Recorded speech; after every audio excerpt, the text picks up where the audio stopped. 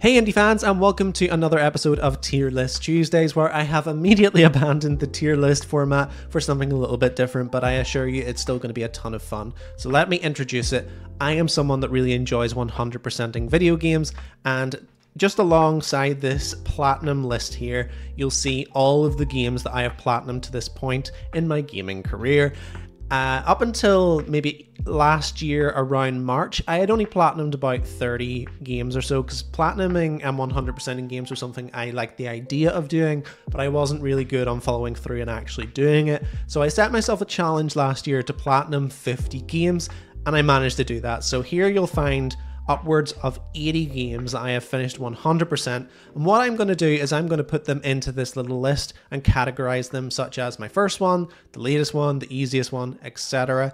And I think it's going to be a lot of fun to work through these and show you the kind of level of games that I can platinum if I put my mind to it, and also the games that I have allowed myself to platinum because I just didn't have the strength to do something actually difficult.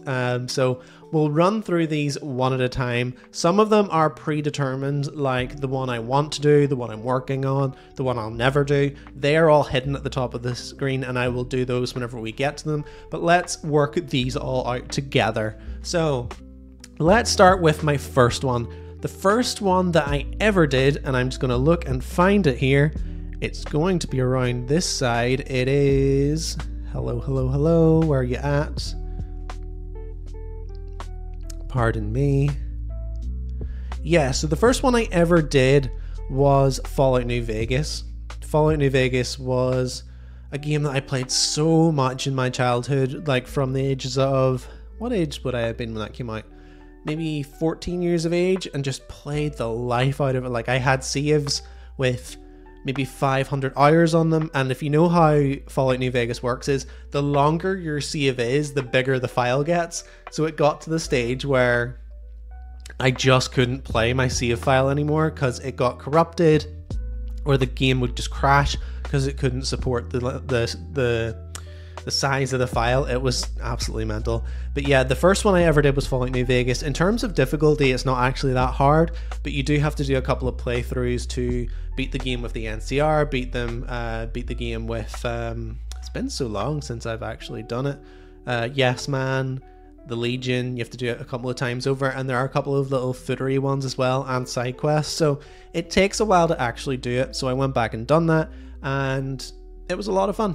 And considering how big Fallout is at the minute, I could see myself maybe going back and getting Fallout 3 or Fallout 4 in the near future, especially because I think Fallout 4, the only one I had left to do was the settlements one, which kind of bugged out on me, so that was a bit of a bummer. It's probably sitting on about 97% complete, so I will go back and do that at some point. But Fallout New Vegas was my first ever platinum. Then in contrast, my latest one, and that came in December of last year, was Chants of Sennaar. I haven't got another one since then, and it's just because after getting 50 plus platinums, you get this huge sense of burnout and you just don't want to do it anymore. I am kind of recovering from that, and maybe halfway through this year I will pick it up and start doing them casually again, and then maybe next year I'll try and push for another 50 or maybe even 100 if I feel really up to it. But yeah, that is the last one I did. It was a fun little puzzle game based around language and kind of social deduction. It's a very cool puzzle game. I wouldn't say it's a world beater in any shape or form, but it is a very cool game if you haven't played it and you like that sort of thing. It's definitely one to check out, so do that. Easiest one, there's a lot of games that I could put in here. Like, there's a lot of 3D platformers, there's a lot of really simple and short puzzle games, but I would say the easiest one by an absolute mile would be Road Bustle. So for those that aren't aware, Road Bustle is like, if you've ever seen Frogger or Crossy Roads, this is basically what this game is, only it's incredibly broken. So if you are crossing the road to the next section and you like, basically the score tops up the further you get, so you get trophies in increments based on your score, and as the score gets to, like, I don't know, like maybe 100,000, let's say, is the platinum, you can just gradually work your way up, and then eventually you get the platinum just in one run if you really want to. But it's broken even beyond that. It's not difficult. You could do it without cheating. But if you position your person behind a wall and just have them run into the wall, the score still tops up. So you can basically position yourself behind a wall, go make yourself a sandwich, come back, and you'll have the platinum. So it really doesn't get easier than that. So Road Bustle is a really easy pick for the easiest platinum that I've ever done. My Name is Mayo was definitely a close second. Arog maybe third. They are incredibly short, incredibly easy games. Other examples would be Spectre Woods, Foxyland. There's loads of them that are so easy on here. I had to pad the numbers a little bit last year, obviously, because 50 is a big number. But yeah, that's the easiest one. As for the hardest one, I would say it's going to be a toss-up between Elden Ring, Superhot, and Session. They would be the three hardest. Maybe Kingdom Hearts 2 Final Mix as well. I would say, I think I have to say that Elden Ring is the hardest one I've ever done. I didn't necessarily find it that hard in comparison to basically any other Souls game I've ever played. It took me about 100 hours to platinum the game, and I think that's the main reason why I haven't platinumed more Souls games, is the time commitment that you have to put into it. I just can't really be bothered. But that one, I found because of the open world format, I found it a lot easier to just play it on a loop, come back to it. Never felt like, okay, where do I have to go now? Or I never felt like I was stuck on a boss to the point where I just gave up, because I could always go somewhere else and do something until I was a little bit stronger. So that was definitely the most accessible Souls game, and I felt, okay, well then I can attack this and I can get a platinum. It's definitely a close second, Superhot, because if you haven't played Superhot and went for the platinum, what you need to do is basically play through, I believe it's all 25 levels of the game, and one of the hardest challenges in it is you have to do all 25 without dying once, and it's a really fine choreography that you have to work through to make sure that you don't get hit by a bullet or don't bug out on a particular situation. Like, it's pretty difficult to do, but Elden Ring, just based on the bosses, the punishing world, and the difficulty curve, I would say that's definitely the one. Most fun, that's a tough pick because there are a lot of fun games on here, but I suppose you would go for the one that offers the most like carefree whimsy and general fun from start till finish. And for me, that one would probably be, it's a tough one to be honest. I think it's either going to be Little Gator Game, I really enjoyed that, or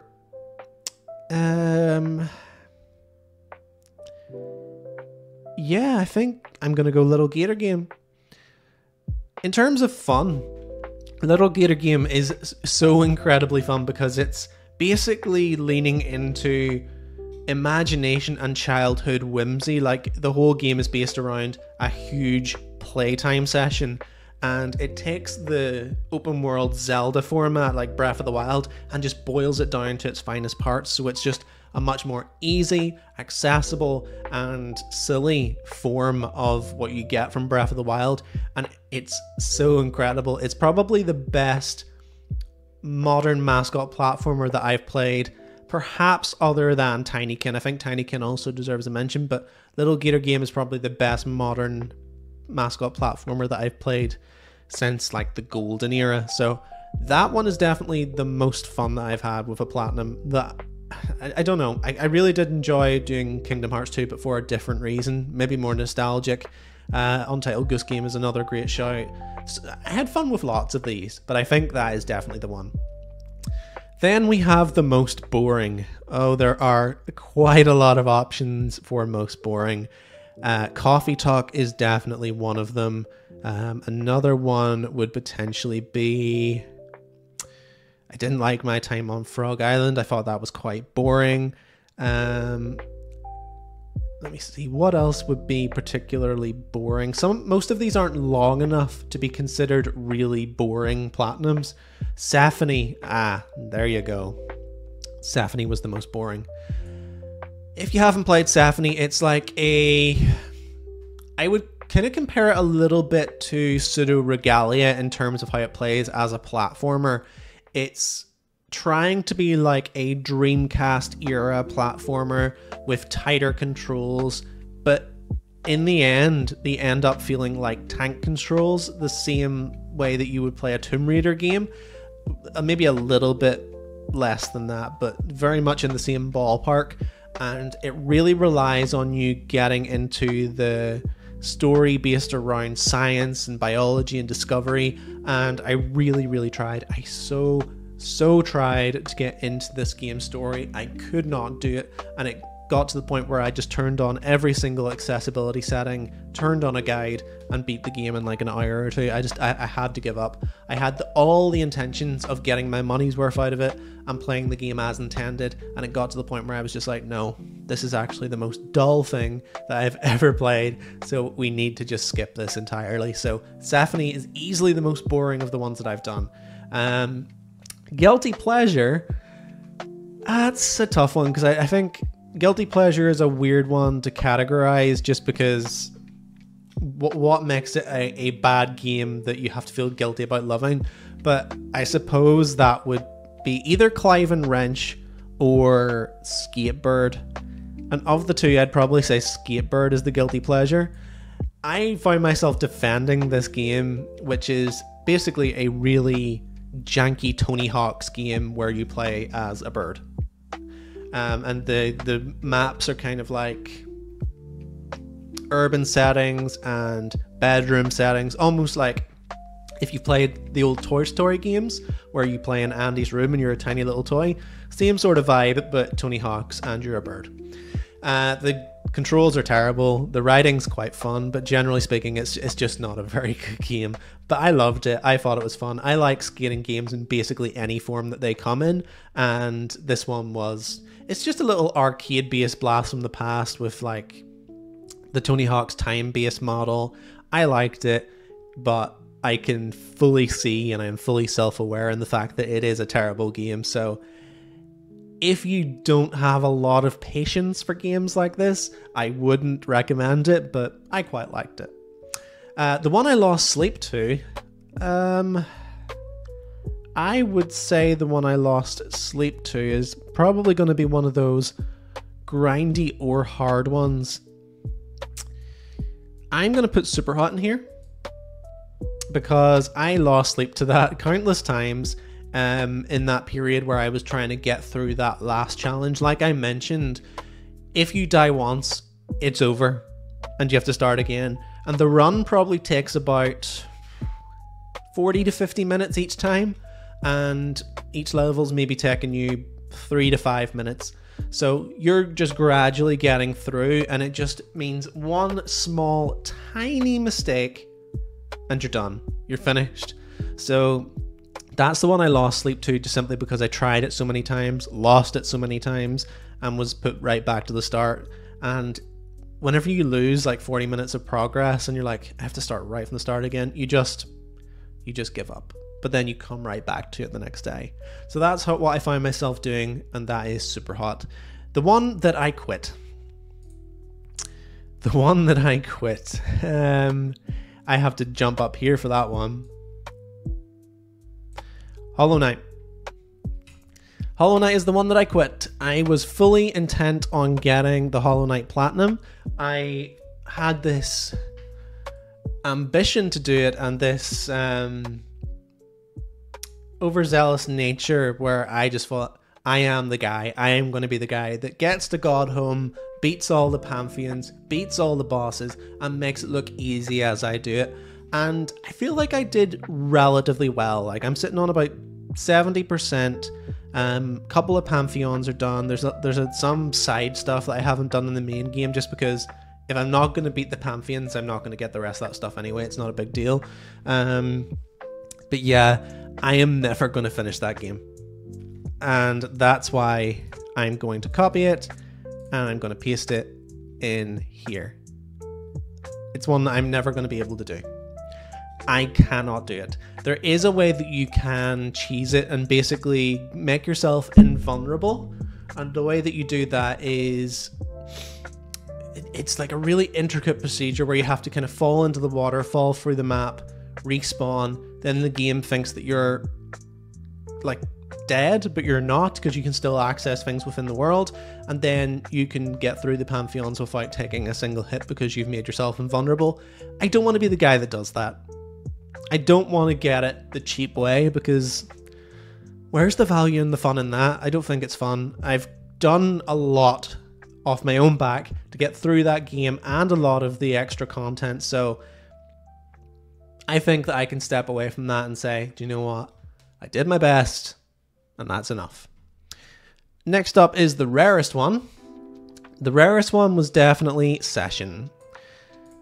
This one requires you to do, I think it's approximately 380 different, very specific lines in specific areas of the map that aren't like signposted. There's no way of knowing what they are. You have to follow a video guide, and you will get maybe 10% of them through natural play if you're lucky.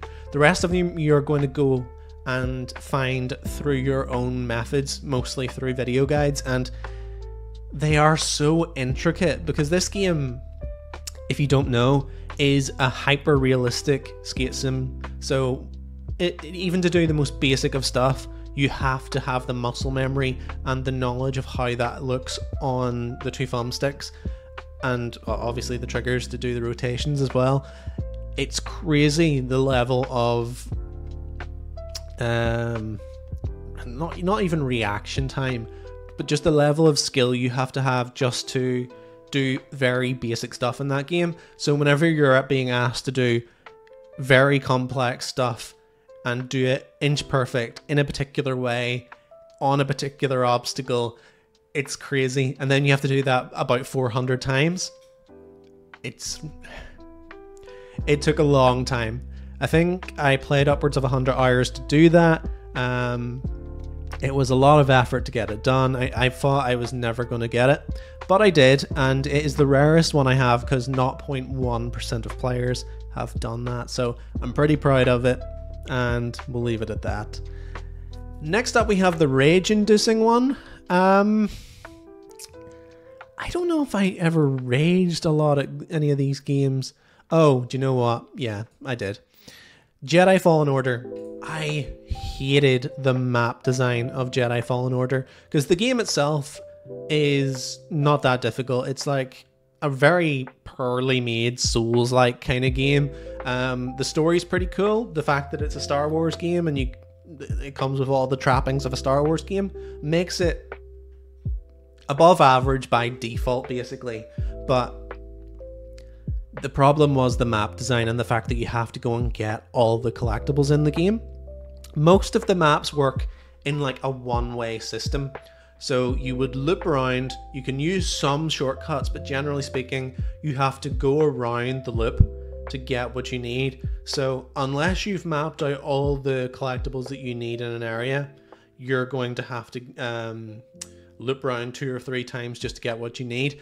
And the thing as well is it tends to work in like laps and rings, and you have to go on a certain pathway to get to a certain area that doesn't link to another area. So you'll have to get off one track to get on to the next, to go around it, to go back to the ship, to go to a different one.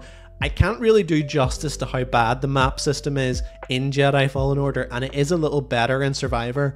Not to the point that I'm ever going to want a Platinum Survivor, but it is a little bit better. But that was rage-inducing because I thought to myself, this Platinum is not hard, and I've done all the legwork to get it now, but I don't want to do it anymore because it is just so painful to actually navigate around this world. So that's definitely the most rage-inducing one for sure. The one I'm proud of, Session's definitely one for sure. Elden Ring's another, but I'd say the one I'm most proud of, and it's mostly for childish reasons, is Kingdom Hearts 2 Final Mix. It's a hard game, don't get me wrong. Like the data bosses and what else? The gummy ship missions, like, they are difficult. If you don't know the intricacies of this game and the strategies to kind of get through it, like the lingering will fight as well, really difficult. But I don't think it's the difficulty of it that makes me proud. It's more the case of, I played this as a very young child. It was one of my favorite games that probably established my overall love for games to this day. It's definitely one of those flagship games that pushed me into this passion for games that I have now. And the fact that I got through the entire game that childhood me couldn't have even dreamed of. Like, I remember as a child getting to the Demix fight, which is like the first organization fight in that game, and just getting walloped time and time and time again. I just couldn't do it.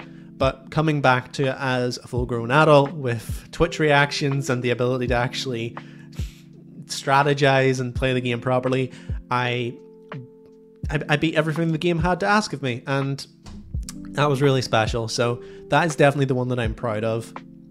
The multiplayer one, I don't think there are a lot of options. Rocket League is the obvious example. I don't think there's any platinum trophy, or any trophies rather, that are equated to multiplayer for the Call of Duty one. And I don't think there's actually anything else that could be. No. Yeah, so it's good that I actually have an option here, but Rocket League's the only one. So I was addicted to Rocket League for the longest time. 700 plus hours in 1 year wouldn't even be scratching the surface of the overall hours that I put into this game. And I think I said this in the previous video that I was only ever like Platinum 2 or something like that. So I wasn't an amazing Rocket League player, but I was okay. I could definitely hold my own against better players, but I put way too much time into it. By extension, I got the platinum. So that is the multiplayer option. The grindiest option, I would say, Sessions definitely up there. Call of Duty, I don't think that was grindy. I'm trying to think if there's anything I really, really had to grind for in this. Most of these are pretty straightforward. Dredge was quite grindy towards the end. My Name is Mayo is pretty much a grind from start to end because that's the nature of the game. Burnout Paradise was a little bit like that when I had to get the billboards at the end. Of what I have left to choose from, I would say Dredge is probably the grindiest one, because once you get through the end stages of the game, you have to start almost gamifying the game mechanics in Dredge to get the research parts for your ship, because once you finish all the quests and finish the storyline, there actually isn't enough resources for you to upgrade your ship without just going out and fishing spots for no reason, hoping that the RNG will give you a research part, or alternatively going into the shop hoping they have a research part. If they don't, quitting out of the game, coming back into it, trying again, rinse and repeat until you get enough. And that's what I had to do. Basically, the last 2 hours of the game was me going in and out of the game to refresh the shop until I got what I needed. And that really put a black mark on what was otherwise a really good horror resource management experience. So I'm going to give it to Dredge. There are probably better examples here, like Kingdom Hearts 2 with the gummy ship missions. Definitely one. That was also a grindy one in Jedi Fallen Order session. Again, another grindy one. But Dredge is the one I'm going to put in there just for a bit of variety. The one that I'm working on now. I am currently working on Balatro. It's taking quite a long time. I'm about 100 and something hours into that game at this point. And the biggest hurdle that is being presented to me with Balatro is that I am going to have to put a gold sticker on every single Joker in the game. What that means is there are decks that you get to play with, and then there are stakes for each deck. So you are presented with a difficulty multiplier for each stake, and whenever you get up to gold stake, which is the highest one, you have all of those stakes difficulty multipliers they are included in your run, and you then have to win the game with the jokers that you have, and then they get given a gold sticker, which means you need to win a gold run with all 150 jokers in the game. And just so you know, winning a gold run is really difficult, especially on particular types of deck that just are particularly hard to get a run going for. Sometimes you'll get lucky, the RNG is on your side, but generally speaking, it's really difficult. I have beaten the games. What decks have I got a gold stick for? I think it's the ghost deck and the yellow deck that I currently have a gold stick for, and the rest of them are basically on about green or purple. So it's taking an awful long time to actually get things going there, but I am confident that if you come back to me in a year or two, maybe I'll have it done. The one I want to do is Disco Elysium. I was also toying around with the idea of Baldur's Gate, but I think it's going to take me upwards of 500 hours to do Baldur's Gate. I just don't think I'm ever going to get round to it. Disco Elysium is the trade-off because it's very similar but also very different. What you would need to do to get a platinum in Disco Elysium is, pardon me, do 2 very specific playthroughs where you go for certain aspects of the story, and then you play it a very different way in the second to try and get the rest of the ones that you've missed. So effectively what you need to do there is get all the capo types, achieve all the little hidden side quests, do all the main story stuff, do all the political stances that you need to take. It's a lot, and it can be done technically in 2 playthroughs, but you're still talking 100 hours.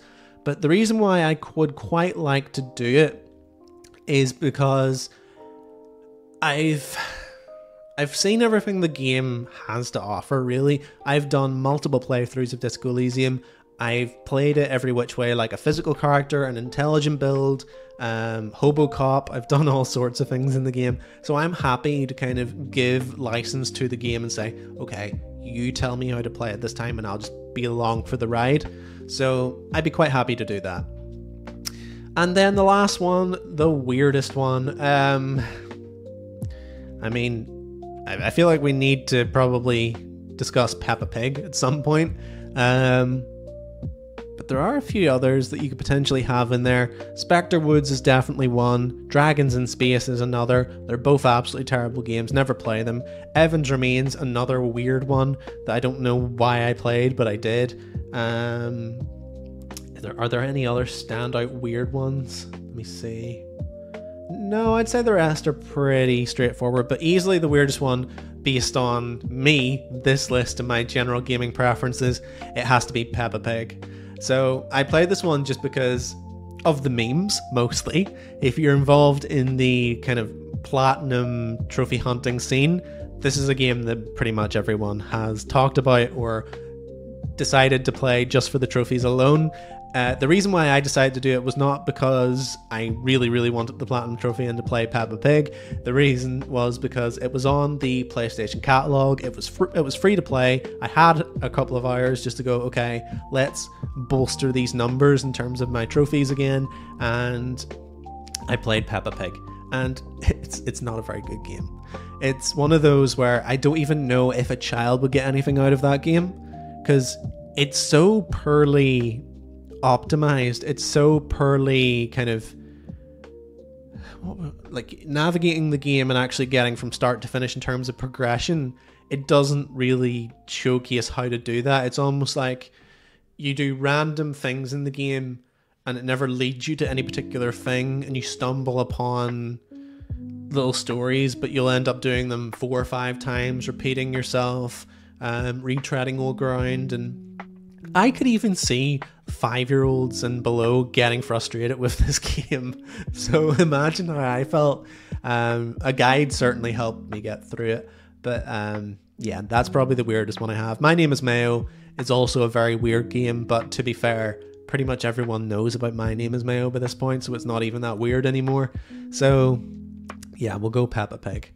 And that wraps up my About You Platinums. These are the ones that I select for every category. These are the ones that don't get mentioned, but hey, I still have them anyway. And it gives you an idea of the kind of games that I am capable of 100%ing. This year is very much an off period for me in terms of Platinum games, where I'm just taking my time. I'm playing games because I want to. I'm giving more time to one game in particular. I used to play games for about 5 to 10 hours max, and then boom, we're done. No more. We need to move on to the next one. I'm trying not to do that anymore, and just like, if I want to play something, I'll play it, and if I want to keep playing it, I will. I'm not doing that with like time sink games like Rocket League. I'm trying not to get into that multiplayer space again, just because it's toxic, it's bad for your head. I don't want to do that. But this may be the catalyst for me doing more platinum trophy hunting in the future. I hope you like this tier list, which isn't a tier list. If you like stuff like this, or you want to see more about like platinum trophy hunting, I'm more than happy to do that. If you have any ideas of what you want the next tier list Tuesday to be, then please let me know in the comments down below. Like, comment, subscribe, do all that stuff to help us out. I really appreciate you guys tuning into the last one and leaving comments and getting involved. That was really nice of you. And I'd love you to do the same again. And if you want to show me your platinums that you would put on this list, feel free to take the template. I should be able to find the template and put it into the show notes, so I will do that for you as well. It took an awful long time to put this together in Canva, so it's probably not worth doing it this way if you want to do it, but yeah, it's up to you guys. But yeah, I've been Cal, and until next time, I'll see you then.